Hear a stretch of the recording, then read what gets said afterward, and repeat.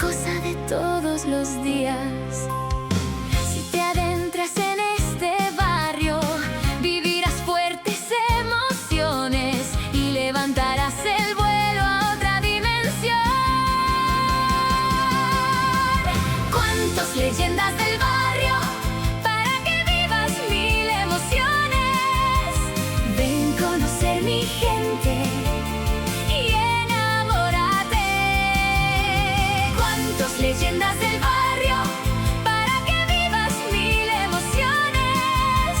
Ven conocer mi gente y enamórate.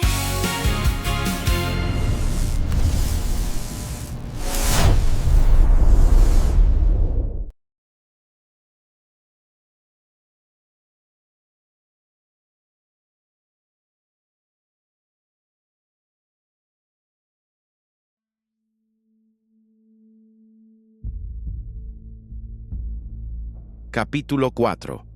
La peregrinación de Bayoán. Ajeno a lo que estaba pasando en el paraíso, conducía mi vieja camioneta por la autopista en dirección al hospital.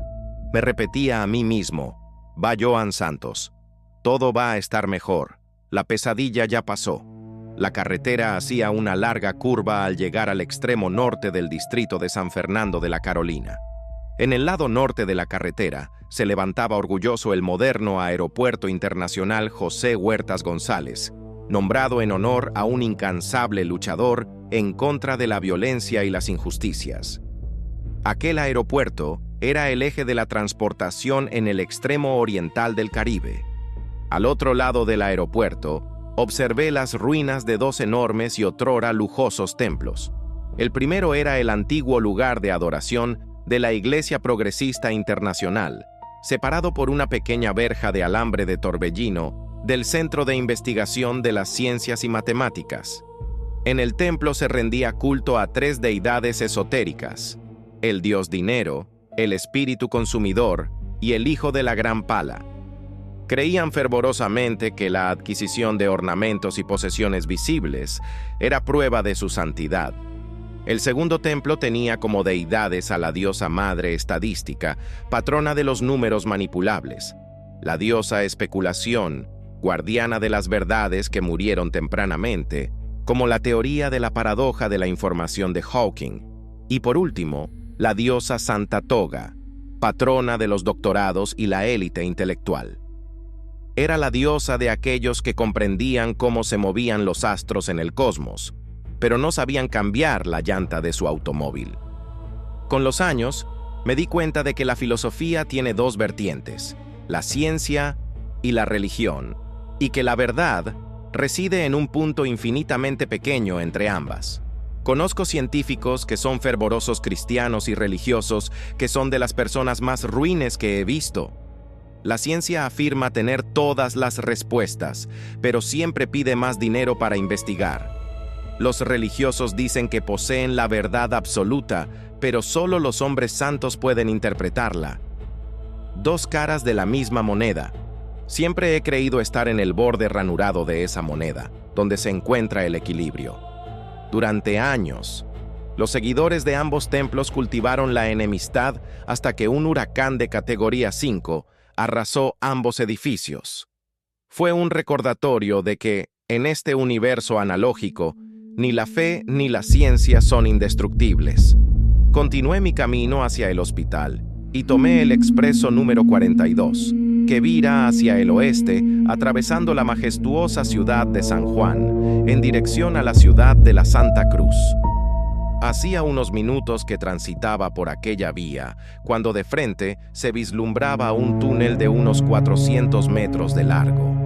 Bajé el volumen de la radio, sabiendo que la señal se perdería al cruzarlo. Un camión de arrastre pasó a gran velocidad a mi lado mientras yo entraba al túnel. Había recorrido alrededor de un tercio del túnel cuando un fuerte terremoto sacudió el lugar. Mientras la tierra temblaba, maniobré mi camioneta entre los automóviles que erráticamente trataban de mantenerse en su curso. Por milagro, probabilidad estadística o simple suerte, llegué justo al lado del camión de arrastre que me había adelantado. En ese preciso instante, parte del techo del túnel colapsó sobre los vehículos.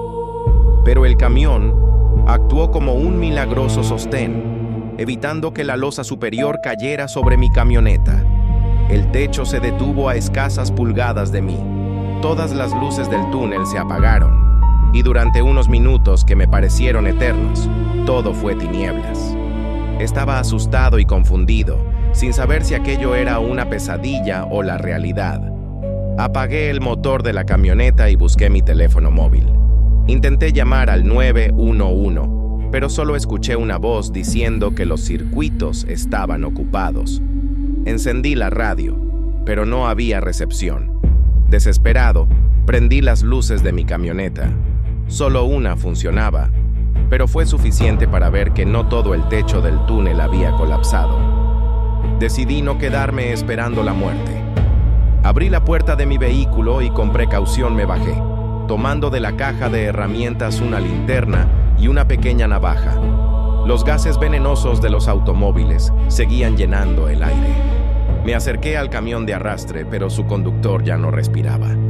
Aquel transportista apresurado había salvado mi vida al adelantarme. Con pesar, seguí avanzando, arrastrándome entre los vehículos aplastados. Habían pasado unos 15 minutos desde el terremoto, pero sentía como si hubiera sido un día entero. El cansancio comenzó a invadirme, y fue en ese momento cuando miré hacia atrás y vi una figura vestida de negro que me hacía señas para que regresara. Recordé entonces las palabras que mi madre recitaba cuando tenía miedo. «Mira, oh Jehová, Dios mío, alumbra mis ojos para que no duerma de muerte». Decidido, seguí avanzando hacia un pequeño rayo de luz que se vislumbraba a lo lejos. Mis extremidades dolían con cada movimiento, pero no podía rendirme. Tenía que salir de ese túnel, no solo por mí, sino por mi padre, que me necesitaba en el hospital. Sin embargo, mi cuerpo cedió y caí de bruces al lado de una minivan aplastada. Ya no podía más. Recité en mi mente una porción del Salmo. Aunque ande por valle de tinieblas y de muerte, el temor no podrá impedirme vencer al mal, porque tú andas conmigo. Tu vara y tu cayado me infundirán aliento. Cuando estaba a punto de rendirme, escuché un llanto. Aquel gemido, casi imperceptible, me devolvió la fuerza que creía perdida. Usé la linterna para alumbrar hacia la minivan, cuyo techo no había colapsado del todo. Allí, en la parte trasera, un infante lloraba amarrado a su silla de seguridad. Trastabillé hacia la puerta, pero estaba sellada. Usé la linterna para romper el vidrio trasero y, arrastrándome dentro del vehículo, logré cortar las amarras que sujetaban al bebé. Su llanto fue música para mis oídos. Encontré un arnés en la camioneta y aseguré al bebé en mi pecho. Al salir, una réplica del terremoto sacudió el lugar, haciendo colapsar el resto del techo de la minivan.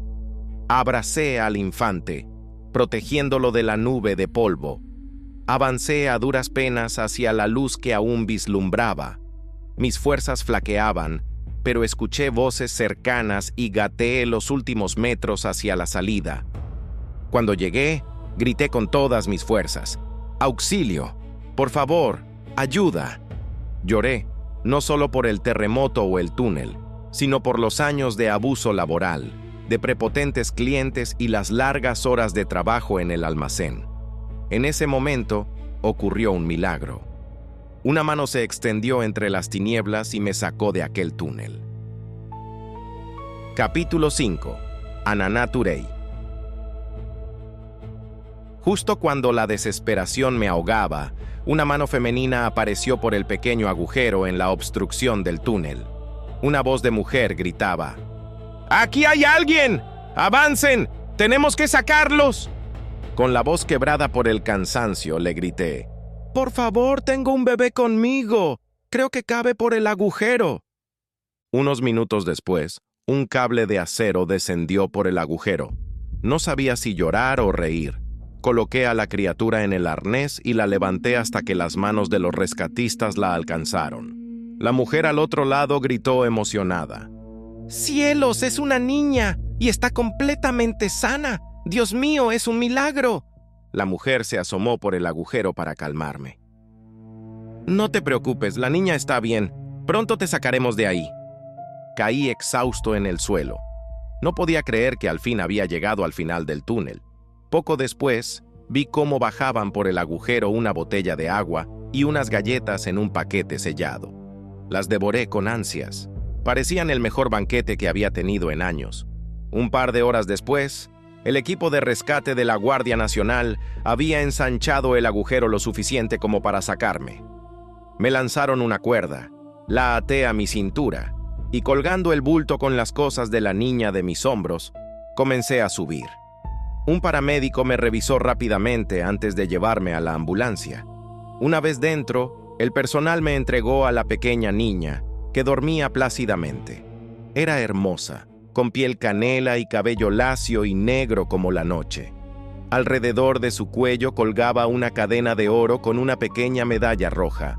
La imagen en la medalla parecía una piña, algo que me resultó extrañamente familiar. Mientras la ambulancia avanzaba, abrí el bulto que había encontrado junto a la niña adentro.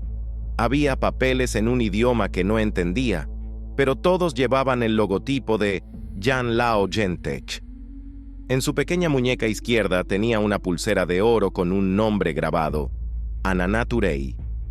Esa pequeña me recordó de inmediato a alguien que nunca pude olvidar, Feng Li Tiancons, una joven que conocí en la escuela.